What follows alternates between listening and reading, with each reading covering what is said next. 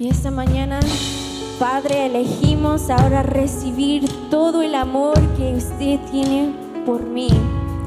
Recibo toda tu gracia no merecida, Señor.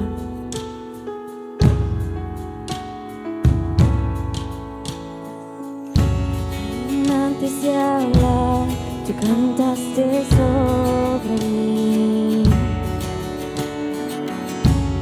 Has sido tan bueno para mí.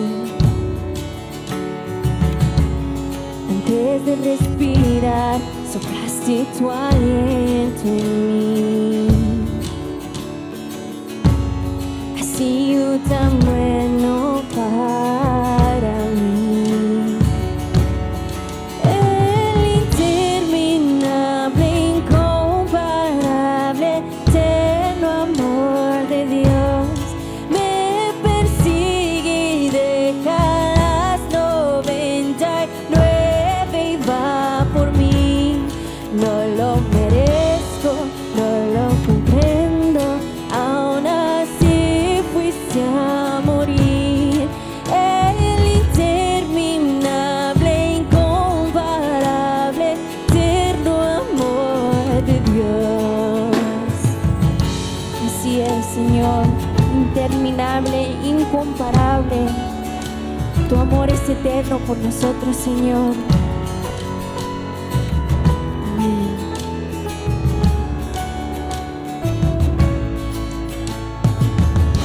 Aún lejos de ti, tu amor luchó por mí. Has sido tan bueno para mí. Amén. Aún sin valor, pagaste el precio por mí. Has sido tan bueno para mí. El interminable, incomparable, eterno amor de Dios me persigue y deja las 99 y va por mí. No lo merezco, no lo comprendo, aún así fuiste a morir. El interminable, incomparable, eterno amor de Dios.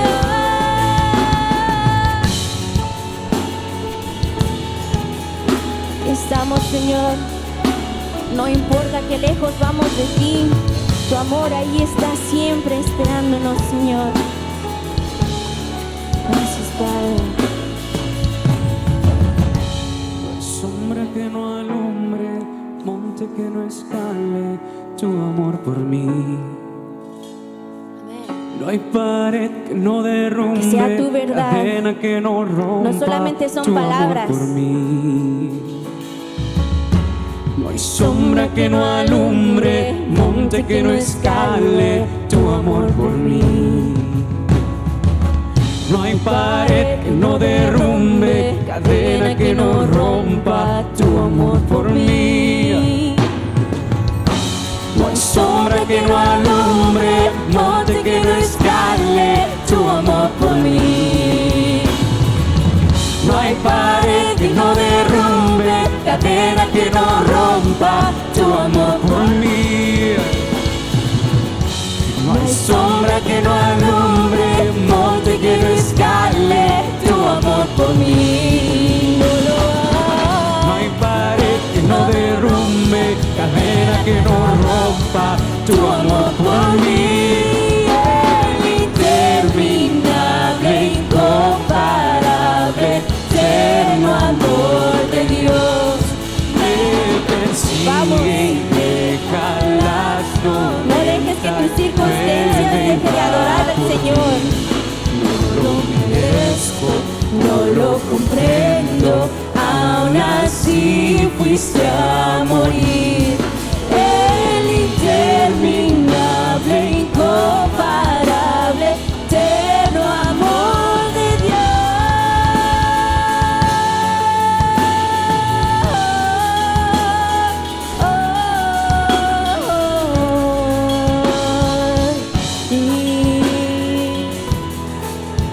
Gracias, Padre, por tu amor.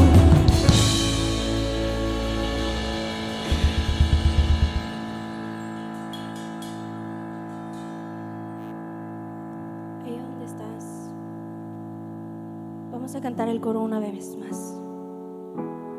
Pero si tienes algo en tu mente esta mañana que trajiste de esta semana o ya tienes rato, quiero que lo pongas en tu corazón, que se lo entregues a Dios.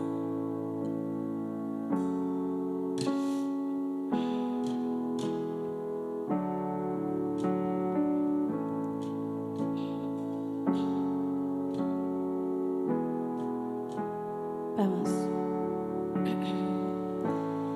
El interminable, incomparable, eterno amor de Dios me persigue y deja los 99 y va por mí.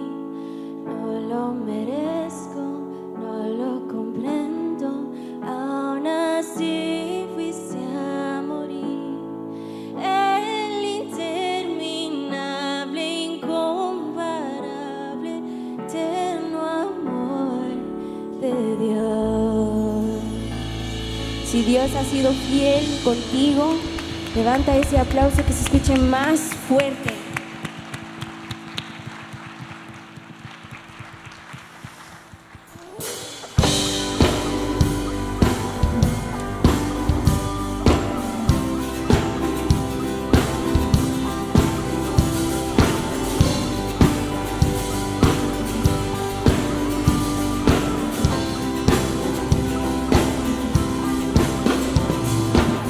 Quien rompe el poder del pecado, su amor es fuerte y poderoso, el Rey de gloria, el Rey de majestad.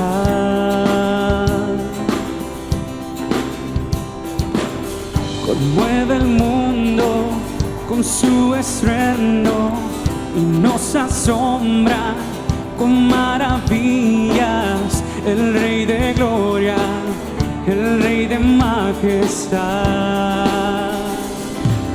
Gracia sublime es, perfecto es tu amor, tomaste mi lugar,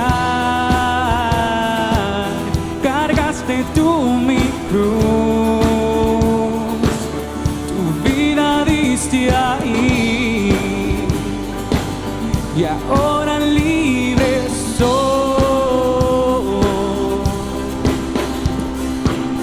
Jesús, te adoro por lo que hiciste en mí. Oh, oh, oh, oh, oh, oh, oh. Pusiste en orden todo el caos, nos adoptaste como tus hijos, el Rey de gloria, el Rey de gloria, el que gobierna con su justicia y resplandece con su belleza, el Rey de gloria, el Rey de majestad. Gracia sublime es, perfecto es tu amor, tomaste mi lugar, cargaste tú mi cruz, tu vida diste ahí, y ahora libre soy. Oh, Jesús, te adoro por lo que hiciste en mí. Vamos, iglesia. Digno es el Cordero de Dios, digno es el Rey que la muerte venció, digno es el Cordero de Dios,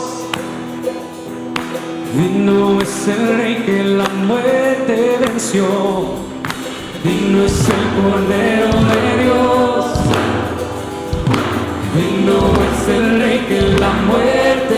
venció.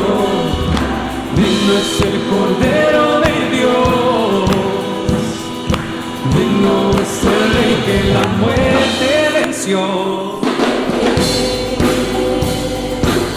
Perfecto es tu amor,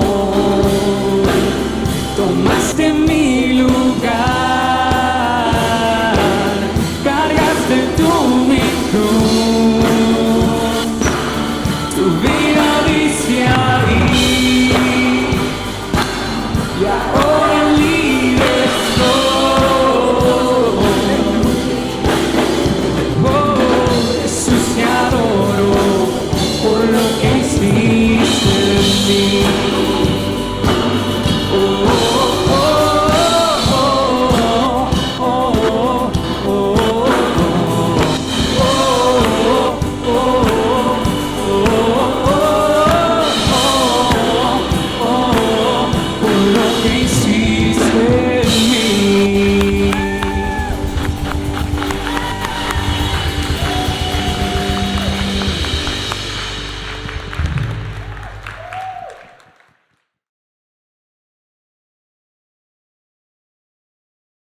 Bueno, el día de hoy vamos a continuar con nuestra serie basada en el Sermón del Monte.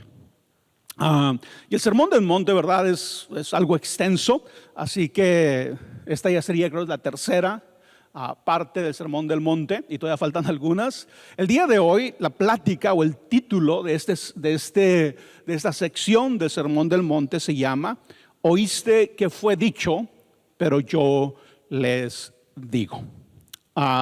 Y si recuerdas, ¿verdad? He estado diciendo que el Sermón del Monte se llama Sermón del Monte porque Jesús se sube a una montaña o una loma, ¿verdad?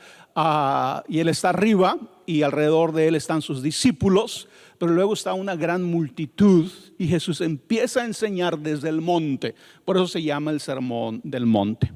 Pero las palabras de Jesús en el Sermón del Monte son consideradas el conjunto de enseñanzas que más han influido en el avance espiritual de la humanidad. Es muy importante que tú y yo podamos tener esta perspectiva del Sermón del Monte, que son el grupo de enseñanzas o el conjunto de enseñanzas que más han influido en el avance espiritual de la humanidad o en el avance de la humanidad. Y eso no solamente es un concepto de los cristianos, que los cristianos digamos esto. No, el mundo en general, cuando escucha las palabras de Jesús, cuando ve lo que Jesús enseñó en el Sermón del Monte, identifican en las palabras de Jesús palabras muy valiosas, muy importantes y que iluminan mucho de lo que es la vida humana y cómo deberíamos de vivir y cómo deberíamos de actuar y cómo deberíamos de tomar decisiones. El domingo pasado empecé a hablar acerca del espíritu de la ley o el carácter de la ley. En otras palabras, cuando tú y yo leemos las leyes de la Biblia, las leyes del Antiguo Testamento,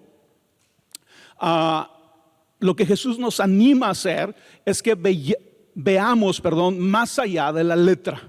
Veamos más allá de la ley que simplemente dice algo, sino que podamos ver el espíritu detrás de la ley, el carácter, la intención de Dios detrás de la ley. En otras palabras, imagina que tú eres papá y tú le dices a tu hijo, ¿verdad? Hey, no pongas tu mano en la estufa caliente. La letra de la ley, no pongas tu mano en la estufa caliente, pudiera parecer hasta cierto punto una imposición, ¿verdad? El niño pudiera decir, ¿y por qué? ¿Verdad? ¿Por qué me prohíbes que yo ponga mi mano en la estufa caliente? ¿Por qué impones algo? Pero la verdad, ¿verdad? Si nosotros le preguntáramos a cualquier papá, oye, ¿por qué le estás diciendo a tu hijo que no ponga su mano en la estufa? ¿Simplemente porque te gusta imponer tu voluntad? ¿Simplemente porque tú quieres que se haga siempre lo que tú quieres? ¿Esa es la razón? Obviamente todos sabemos, no, la razón es que no quiero que se queme. Ese es el espíritu de la ley, ese es el carácter de la ley. Bueno, Jesús nos anima a nosotros que cuando nosotros encontramos o leemos o somos confrontados con la ley del Antiguo Testamento, veamos más allá de la letra, ¿verdad? Que vayamos al espíritu, vayamos al carácter. Y de hecho, Jesús, hablando de esto, dijo que nuestra justicia, hablando de sus seguidores, de sus discípulos, debe de superar a la de los fariseos y maestros de la ley. Eso dijo Jesús. Ahora, recuerda, los maestros de la ley, los fariseos, eran conocidos, eran famosos por ser observadores celosos de la ley.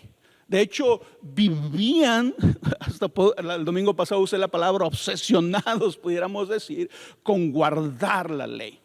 El problema de ellos es que ellos guardaban la ley solo desde el punto de vista de la letra, ¿sí? Y yo les decía, la justicia de los maestros de la ley, obviamente no de todos, ¿verdad? Pero como una generalización, la justicia de los fariseos era externa.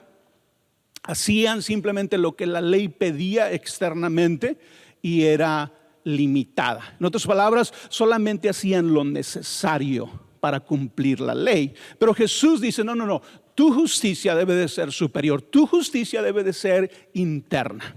Debe de nacer por las razones correctas y debe de ser ilimitada. No debes de hacer lo mínimo que pide la ley. Todo lo contrario, debes de tomar la ley como el trampolín para hacer cosas mejores, para hacer cosas más buenas. Jesús, a través del Sermón del Monte, nos llama a estándares más altos de bondad, justicia y misericordia. Y Jesús habló en esta parte del Sermón del Monte de 6 temas que representaban problemas serios de injusticia en su época. En otras palabras, Jesús, cuando está enseñando, no está enseñando algo que las personas que lo escuchan no saben de qué está hablando. En cuando Jesús empezaba a hablar de un tema, la gente ponía atención porque era lo que estaban viviendo, eran los problemas de injusticia en la sociedad. Entonces Jesús empieza a hablar acerca de estos temas y su propuesta es que si tú y yo obedecemos el espíritu de la ley, podemos corregir estos problemas de injusticia.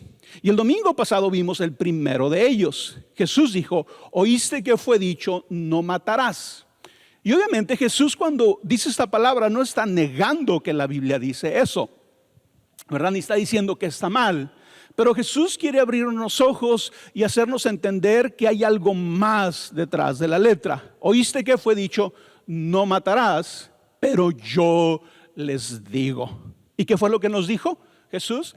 Que es verdad, no debemos de matar, pero tenemos que ir más allá. El estándar es mucho más grande. Y es cuando Jesús habló de no insultar a nuestro hermano, de no maldecir a nuestro hermano.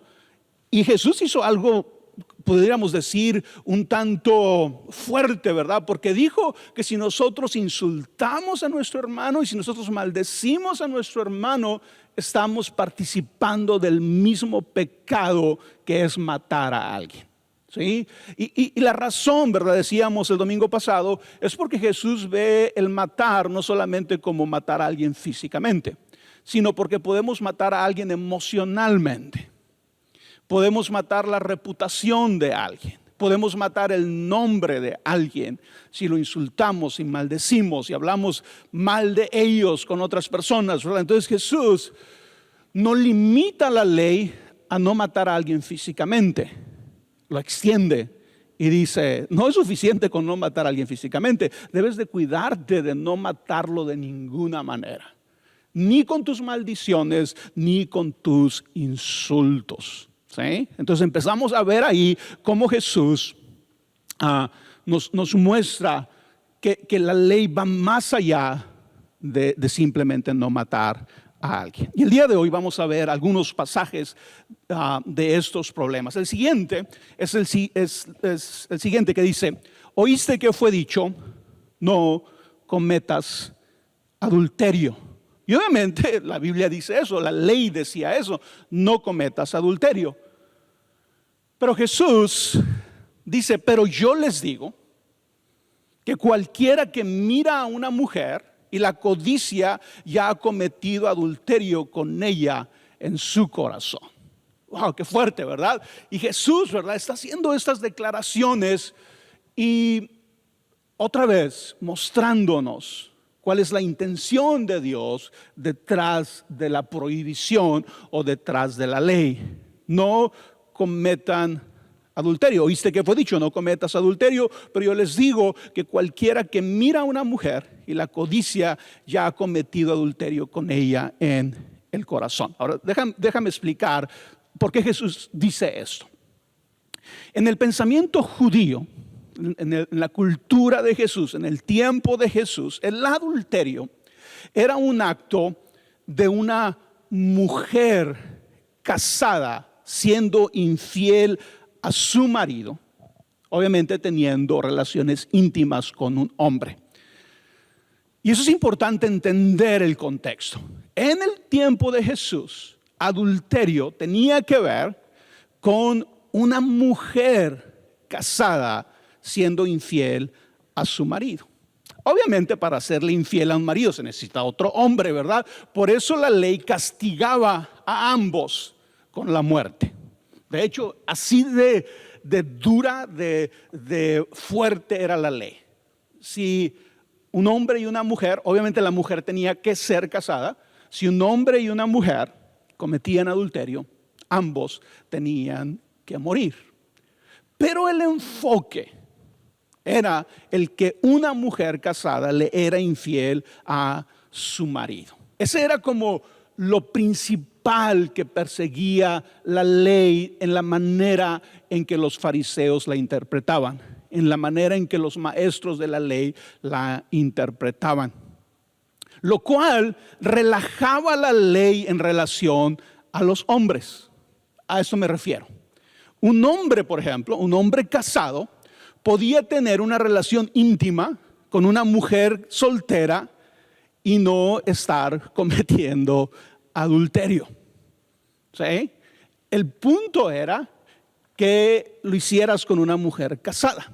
Entonces el concepto en el tiempo de Jesús, este es un hombre casado, tuvo una relación sexual con una mujer que no era casada, por lo tanto, técnicamente, decían las personas, no es adulterio. Es pecado, pero no es adulterio. Por lo tanto, no tiene la pena de la muerte. Esa era la forma en la que se estaban manejando las personas en el tiempo de Jesús, los fariseos y los maestros de la ley. En cierto sentido, el adulterio se miraba principalmente como una ofensa o una falta en contra del hombre.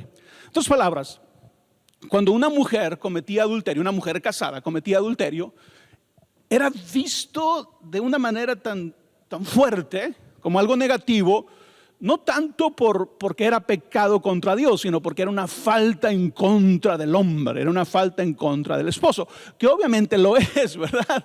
Pero era el lente con el que se miraban las cosas, casi exclusivamente, ¿sí? Aparte, para los fariseos y maestros de la ley, mientras no se cometiera adulterio físicamente, todo estaba bien. En otras palabras, tú estás casado y te gusta la esposa de alguien más, no hay problema mientras el adulterio no suceda físicamente, decían los maestros de la ley. Puedes fantasear, puedes pensar, puedes imaginarte y no hay problema. Pero obviamente Jesús vino y dijo, no, ustedes escucharon, ¿verdad? No cometas adulterio. Y saben la manera en que se está interpretando ese pasaje. Pero yo les digo que cualquiera, ¿verdad?, que vea a una mujer y la codicia en su corazón, ya adulteró en contra de ellos. Ya adulteró en su corazón. Entonces lo que está haciendo Jesús es que Jesús, al decir estas palabras, está reintroduciendo la idea de que el adulterio es romper nuestras promesas de fidelidad y amor exclusivo. Algo de lo que tanto el hombre y la mujer pueden ser culpables. Y que podemos cometer adulterio en el corazón mucho antes de hacerlo físicamente. Entonces Jesús está haciendo dos cosas. Número uno, está diciendo, no, el adulterio puede ser cometido por la mujer, obviamente porque eso ya era reconocido y establecido, puede ser cometido por la mujer casada, pero Jesús está diciendo, pero el hombre también. Si un hombre casado tiene una relación íntima con una mujer soltera, es adulterio, está diciendo Jesús, pero era lo que no se aceptaba, no se reconocía generalmente. Pero luego dice algo más, el adulterio no solamente se lleva a cabo cuando es físico, también sucede cuando lo hacemos en nuestro corazón. Y ahí siguen las palabras famosas de Jesús que han sido interpretadas de muchas maneras, que dice, por tanto, si tu ojo derecho te hace pecar, sácalo y tíralo. Y si tu mano derecha te hace pecar, córtala y arrójala. Más te vale perder una sola parte de tu cuerpo y no que todo él vaya al infierno. Obviamente Jesús no está diciendo que nos saquemos un ojo literalmente, ni nos cortemos una mano literalmente. Pero Jesús está tratando de hacernos entender de lo peligroso que es empezar a anidar en nuestro corazón y en nuestra mente una actitud de adulterio. Una actitud de no permanecer fieles a nuestro cónyuge. Una actitud que se nos haga fácil romper los votos, las promesas que hicimos a nuestra esposa o a tu esposo. En cierto sentido, Jesús está diciendo, ¿verdad? Saldrías ganando si lo único que perdieras fuera tu ojo o tu mano. Es mucho más terrible lo que sucede cuando caemos en adulterio o cuando caen en adulterio, pudiera estar diciendo Jesús. Entonces, es bueno escuchar a Jesús, ¿verdad? Cuando estamos hablando del espíritu de la ley. La gente, los fariseos y los maestros de la ley, habían hecho de este mandamiento un mandamiento muy enfocado en culpar a la mujer y en darle cierta licencia a los hombres. ¿Sí? Y ponte a pensar en esto. Imagínate, tú eres una mujer casada y si tú tuvieras alguna relación íntima con alguien más, es adulterio y es pena de muerte.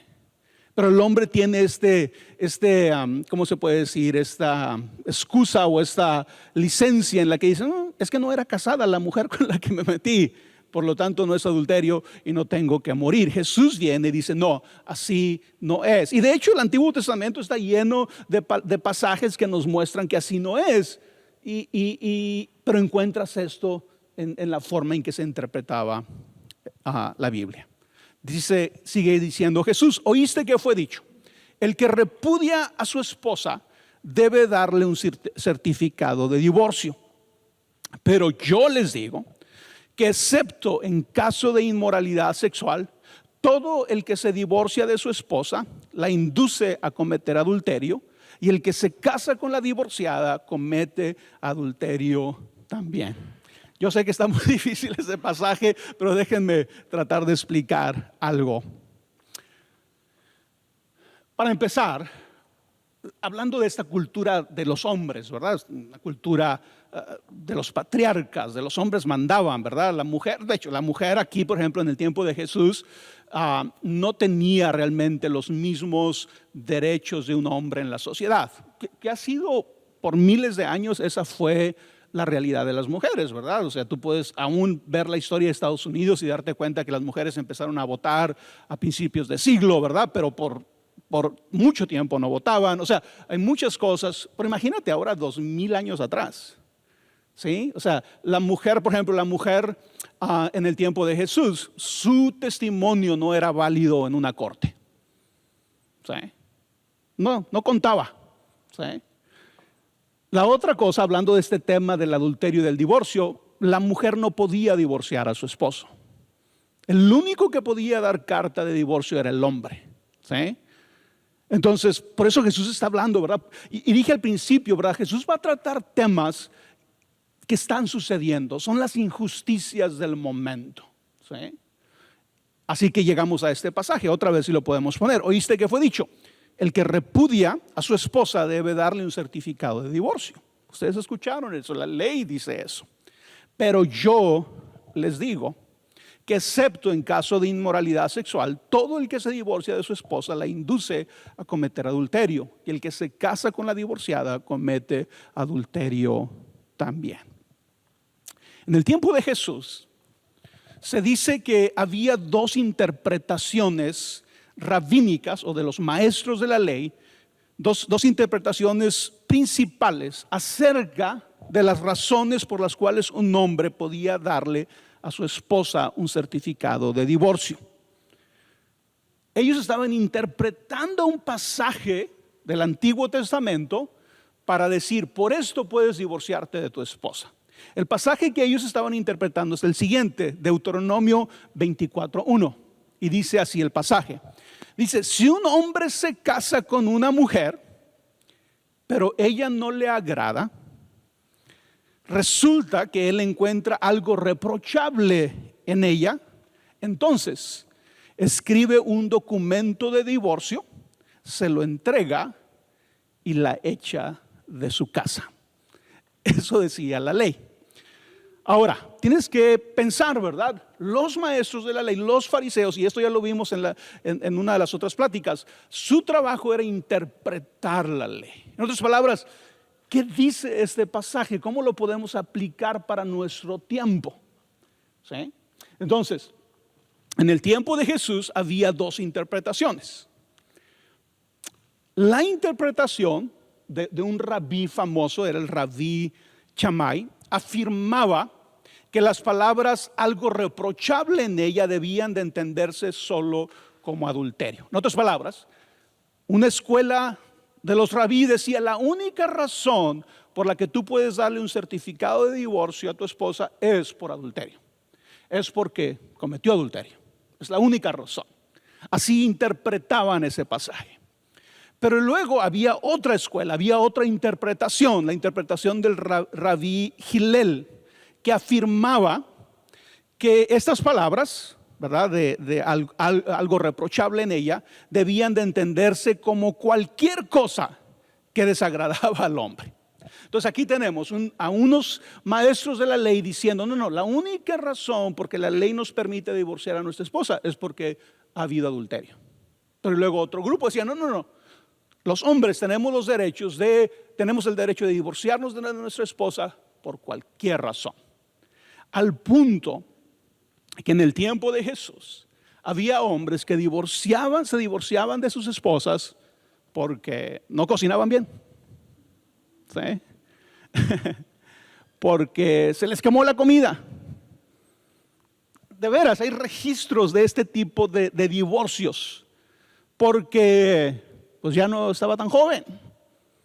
Cualquier cosa que ya no te agradaba de tu esposa, tú lo podrías utilizar como una excusa para el divorcio. Ese es el contexto en el que Jesús está dando su enseñanza.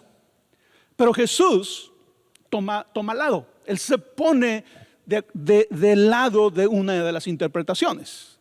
Y él dice, no. El divorcio está limitado a razón por infidelidad. En otras palabras, Jesús se pone del lado de la escuela del rabí Shammai y dice, solamente por razón de adulterio un hombre se puede divorciar de su mujer. Pero luego Jesús agrega algo, que ahorita lo leímos. Jesús agregó que el hombre que se divorcia de su esposa por cualquier razón, que no sea por infidelidad, es culpable de iniciar un divorcio inválido y que él mismo, el hombre mismo, está en riesgo de cometer adulterio si se vuelve a casar. Jesús está haciendo algo totalmente radical y Jesús está diciendo, hombre, si tú te divorcias de tu esposa simplemente porque se le quemó la comida y lo haces para volverte a casar, y te vuelves a casar, eso es adulterio. Tú eres culpable de adulterio, está diciendo Jesús. Entonces está cambiando la forma de leer y de simplemente enfocarse y culpar a la mujer de adulterio y hacerle entender a los hombres que ellos mismos pueden ser culpables de adulterio también. En otras palabras, que las mismas responsabilidad que la mujer tiene de serle fiel a su esposo, el hombre tiene de serle fiel a su esposa. Esto era algo increíblemente innovador, no porque no estaba en el Antiguo Testamento, porque sí está. El problema es que no era la forma en que se interpretaba el pasaje. Lo estaban ignorando, ¿sí? La idea de que la infidelidad de un hombre hacia su mujer fuera considerado adulterio no era aceptado, ¿sí? Tenían esta relajación los hombres, ¿verdad? Mientras yo no me meta con una mujer casada, aunque yo esté casado, no es adulterio. Y Jesús está en contra de eso. De hecho, en el tiempo de Jesús, el culpar solo a la mujer en casos de adulterio había llegado a su extremo. Todos recordamos la historia de esta mujer, ¿verdad? Que la traen delante de Jesús y le dicen a Jesús: Señor, encontramos a esta mujer en el acto mismo de adulterio, le dijeron a Jesús. Y la ley nos dice que debemos de matarla, debemos de apedrearla. ¿Tú qué nos dices? ¿Verdad? Y ese es el pasaje donde Jesús dice: el que esté libre de pecado, que arroje la primera piedra. Y luego al final, ¿verdad? Jesús le dice a la mujer: ¿dónde están los que te condenaban, los que te acusaban? Ya no están, Señor, ya se fueron. Ni yo te condeno, le dijo Jesús, vete y no peques más. Pero eso es lo interesante. La ley decía que los que tenían que morir en un caso de adulterio eran el hombre y la mujer, ¿sí? Esa era la ley. El hombre y la mujer tienen que morir. En el caso de Jesús solamente traen a la mujer. En otras palabras, en esta cultura, ¿verdad? Los hombres tenían una, ¿cómo le podemos decir? Una tarjeta verde, no había problema. Estaba en medio de la cultura de Jesús, era culpar a la mujer, era señalar a la mujer.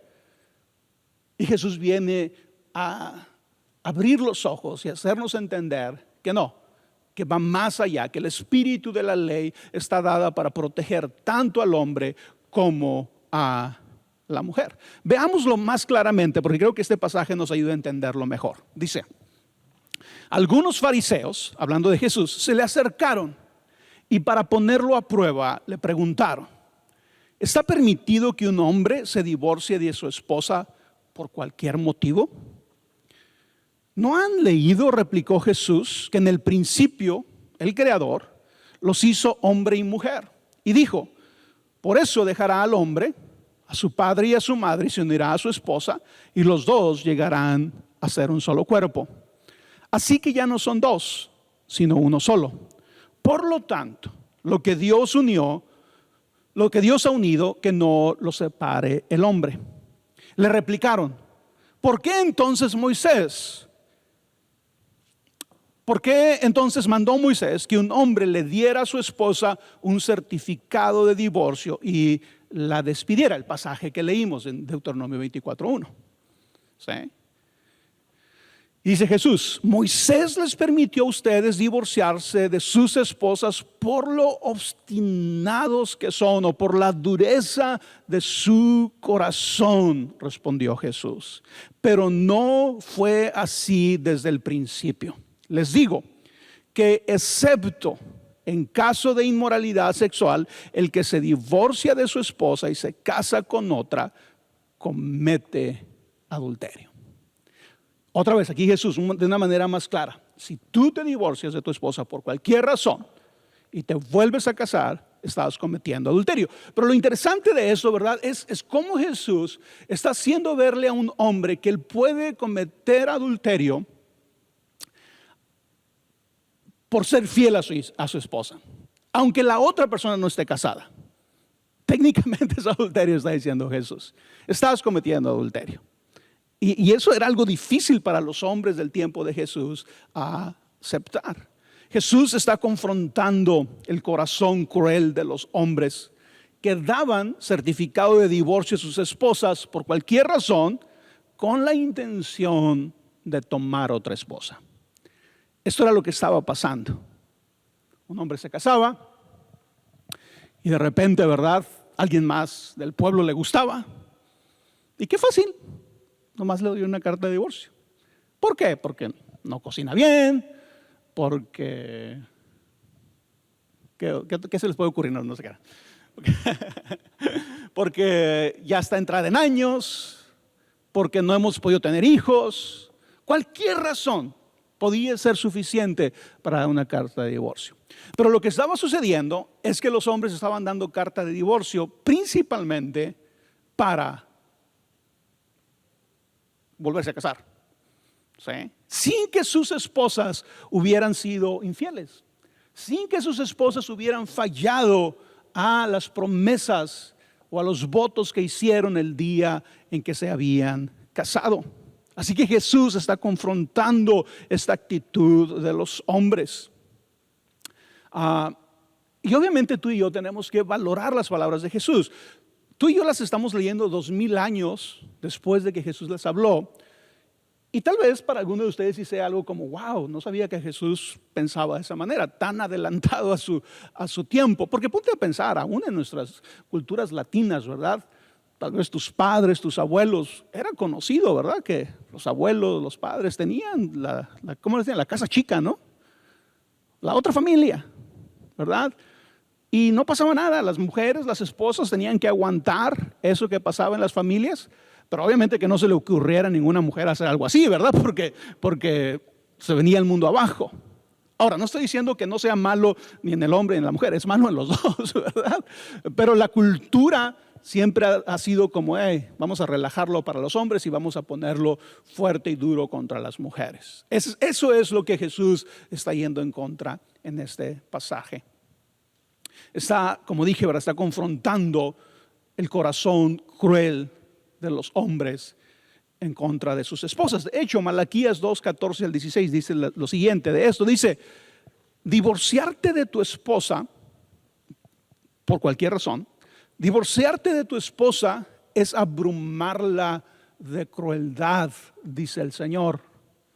Por eso, guarda tu corazón y no le seas infiel a tu esposa.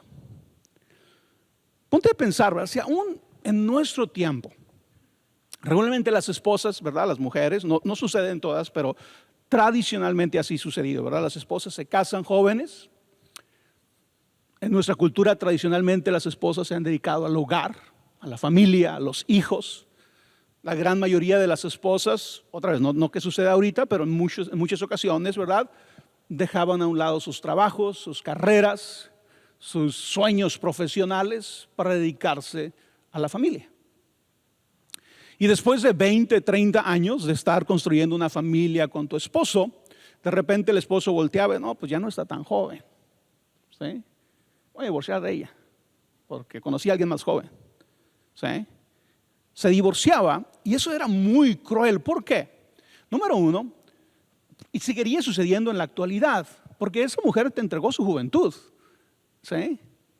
No tiene las habilidades, no adquirió las habilidades profesionales, y menos en el tiempo de Jesús, ¿sí me entiendes? Para poder subsistir, para poder enfrentar la vida, ¿sí? Y ahora tú simplemente le das una carta de divorcio y la desechas. Era muy cruel.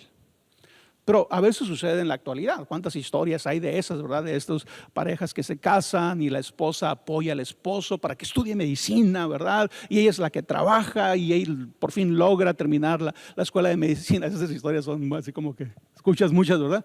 Y ya que es doctor, se divorcia de ella. ¿Sí? Bueno, es parecido a esto que les estoy diciendo, ¿verdad? Y dice la Biblia, dice Malaquías, eso es cruel. Esa es la crueldad del corazón del hombre y es lo que Jesús está confrontando, ¿verdad? Los hombres que se divorciaban regularmente manchaban la reputación de sus esposas mientras ellos mantenían su buen nombre ante la sociedad con una nueva esposa. Así de cruel era. Entonces imagínate, aquí está este hombre, 10, 15 años de casado, le da la carta de divorcio a su esposa, la saca de su casa, con la intención de casarse con alguien más. Él va y se casa. La esposa ahora tiene que vivir el resto de su vida con el dedo acusador de su pueblo, de la cultura, porque es una mujer divorciada. Y el hombre tan fácilmente ahora ya tiene una nueva esposa. Él mantiene su reputación, él mantiene su honor ante la cultura, ante su pueblo, él mantiene su buen nombre, y su esposa cada vez se hunde más. De hecho, hay una historia en la Biblia donde Jesús llega a un pozo y se encuentra una mujer, ¿verdad? Y empiezan a platicar Jesús y ella. Y luego Jesús dice algo de ella muy interesante. Dice que ha tenido 5 maridos y que con el que ahora vive no es su marido. Y tú te preguntas, ¿5 maridos? ¿Cómo es posible, verdad? Obviamente sucede. Y especialmente en aquel tiempo, que ella no era la que decidía divorciar, eran los hombres. Los hombres eran los únicos que podían iniciar el divorcio. Quiere decir que desde su primer divorcio, la primera vez que el esposo la rechazó y la sacó de su casa, ya había quedado marcada, pudiéramos decirlo, de alguna manera. Para el siguiente esposo iba a ser mucho más fácil darle una carta de divorcio. Para el tercer esposo, facilísimo. Para el cuarto, para el quinto, mucho más fácil, ¿verdad? Entonces, Jesús está yendo en contra de este tipo de pensamiento, este tipo de crueldad en el corazón de los hombres. Por eso les dije, ¿verdad? Jesús está hablando en contra de las injusticias que están pasando en la sociedad. Y de hecho, después tú empiezas a leer el Nuevo Testamento, y en el Nuevo Testamento, tomando las enseñanzas de Jesús, las cartas de los apóstoles, nos damos cuenta que ya en los apóstoles, en la mente de los apóstoles, de Pedro, de Pablo, del escritor de Hebreos, por ejemplo, ya está claro que tanto el hombre y la mujer pueden cometer adulterio, que tanto el hombre como la mujer deben de ser fieles el uno al otro. Ya no se está interpretando como se interpretaba antes la ley. Están tomando o adquirieron la manera de ver las cosas como las ve Jesús. De hecho, Hebreos 13:4 dice lo siguiente, dice: honren el matrimonio y los casados manténganse fieles el uno al otro. ¿Sí? El uno al otro. Ya no es solamente la mujer que sea fiel. No. Los hombres deben de ser fieles. Obviamente para nosotros es como sí, pues así vivimos, así lo entendemos. Pero creo que es bueno que nosotros veamos la evolución, veamos las palabras de Jesús hace 2000 años y que podamos apreciarlas y darnos cuenta la manera tan adelantada que Jesús tenía a su tiempo y cómo estaba confrontando las injusticias que se llevaban a cabo en ese momento. Y obviamente qué fácil sería o qué bueno sería que nosotros pensáramos, híjole, en cuanto Jesús las dijo, esas palabras se pusieron en práctica. Pues no, ¿verdad? Han pasado miles de años y aún yo te dijera, hay países, hay culturas en el mundo en el que vivimos, en el año 2022, que todavía viven y tratan a las mujeres de la manera en que Jesús estaba confrontando esa forma. En la actualidad todavía sigue sucediendo. ¿Sí? Obviamente de nosotros se espera una justicia mayor. Se espera que tú y yo veamos el espíritu, la intención de la ley. Ahora, cuando vemos esto, obviamente surgen las preguntas: oye, Roberto, ¿y qué pasa si yo me divorcié? Y ahora estoy en la iglesia. Y ahora estoy aquí. ¿Y qué pasa si yo provoqué el divorcio? ¿Verdad? ¿O qué pasa si me divorcié y la verdad mi esposa no había sido infiel o mi esposo no había sido infiel? ¿Qué sucede? Bueno, y no hay respuestas fáciles para eso. Lo primero que me gustaría empezar diciendo es que Dios perdona el divorcio, como Dios perdona todos nuestros pecados. Pero al mismo tiempo, sí es importante que tú y yo reconozcamos que el divorcio causa y trae a nuestras vidas o nos marca de cierta manera, ¿sí? que no queremos. Y muchos divorcios, ¿verdad?, se llevan a cabo en nuestra sociedad simplemente porque entramos al matrimonio sin realmente saber de qué se trata. ¿sí? Con cierta hasta ignorancia de a qué tipo de relación estamos entrando. ¿Cómo Dios ve esta relación? Es importante, cuando hacemos los votos de fidelidad, realmente los debemos de hacer queriendo llevarlos a cabo y ser fiel hasta que la muerte nos separe. ¿Es así como deben de ser las cosas? Y obviamente la respuesta es que sí, pero muchas veces no lo entendemos en el momento de casarnos. De hecho, ¿verdad? Hay como esta actitud moderna en la que vamos a casarnos y si funciona, pues seguimos, si no, pues ya nos divorciamos. ¿Verdad? No hay tanto problema. Pero la Biblia sí es fuerte en cuanto al tema del divorcio. De hecho, Malaquías 2 dice que Dios odia el divorcio, que Dios aborrece el divorcio. Ahora, muchas veces ese pasaje se ha utilizado para decir, no, nadie se debe de divorciar, porque Dios odia el divorcio. Pero esa no es la forma correcta en la que se debe usar ese pasaje. ¿A qué me refiero? Número uno, Jesús sí admite que el divorcio en algunos casos es lo que tiene que suceder, ¿verdad? En el caso, por ejemplo, de adulterio. Ahora, eso no quiere decir que si una pareja experimenta adulterio, automáticamente se tenga que divorciar. No, existe el perdón, existe la reconciliación, existe que la persona que cometió adulterio se arrepienta, corrija su vida y pueda salvar su matrimonio, ¿verdad? Si su cónyuge lo perdona, si su cónyuge quiere seguir con él. Entonces está esa posibilidad de restauración, de perdonarse. Pero si una persona está casada, no suponer, tú estás casado y tu cónyuge comete adulterio, pero no se arrepiente. Y te dice, ¿sabes qué? Pues si tú quieres seguir casada conmigo o casado conmigo, pues me tienes que aceptar así como estoy. Ahí Jesús dice, te puedes divorciar y no estás pecando y no estás haciendo nada malo si te divorcias. ¿Por qué? Porque Jesús dijo, váyanse al principio. ¿Qué dijo Dios? Se unirá el hombre a la mujer, dejarán a su padre y a su madre, se unirá a su mujer y serán una sola carne. Lo que Dios unió no lo separe el hombre. Pero está hablando de una relación de compromiso mutuo, ¿sí? Entonces, para empezar, por causa de adulterio, dice Jesús, sí es posible. Ahora, otra vez, déjenme reenfatizar eso. Jesús no está diciendo no perdones a tu cónyuge. No está diciendo eso. No está diciendo que es imposible restaurar un matrimonio después de que ha habido adulterio. Sí, yo diría, no va a ser fácil, pero es posible. Se va a requerir mucha gracia, se va a requerir mucho perdón, se va a requerir mucho arrepentimiento de la persona que haya fallado, pero es posible. Ahora, hay otros casos que obviamente Jesús no los tocó en ese momento, pero cuando tú lees la Biblia en general, tú te das cuenta que puede haber otras razones por las cuales el divorcio sea justificado.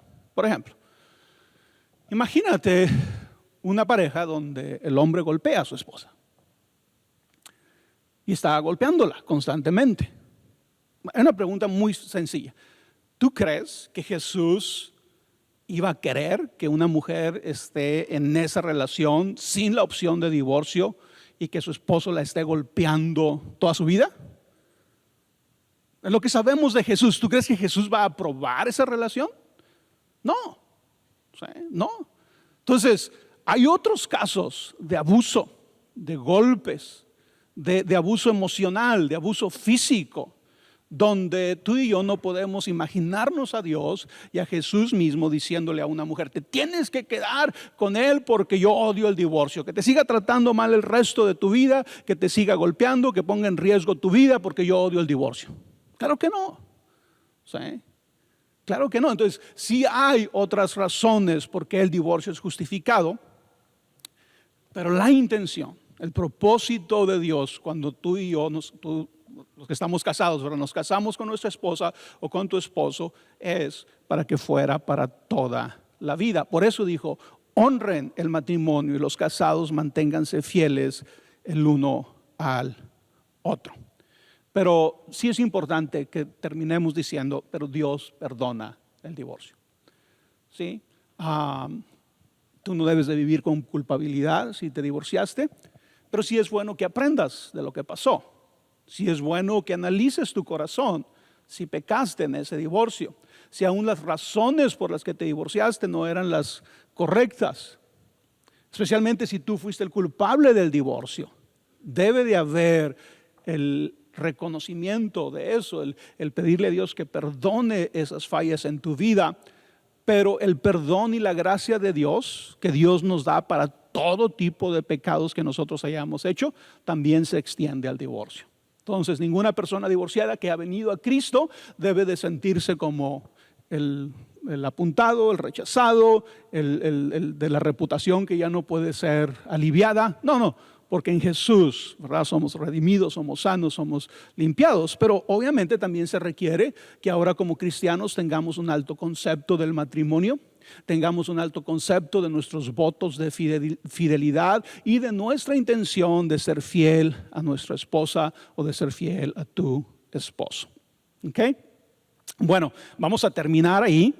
En esta parte del Sermón del Monte, y yo sé que es un tema un poco complicado y a lo mejor creo más preguntas en ti que respuestas, pero quisiera que lo único tal vez o lo más importante que podamos sacar de esta parte es ver las palabras de Jesús como palabras innovadoras, como palabras que están en contra de la injusticia, que sí están yendo en contra de lo establecido en la cultura, pero que cuando las analizas y ves el corazón de Jesús, tienen mucha sabiduría y sobre todo están impregnadas del amor de Dios por el hombre y por la mujer.